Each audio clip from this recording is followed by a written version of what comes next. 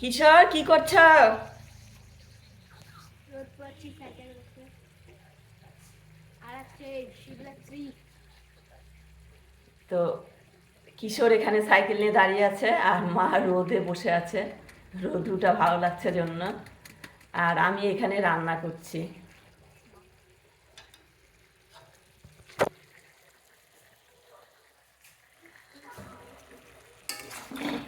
কিশোর কি রান্না করছি বলো তো?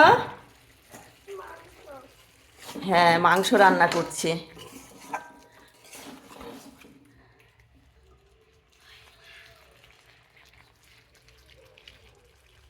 কিশোর ওখানে সাইকেলে পড়ে যাবে। পড়েই গেল কিশোর।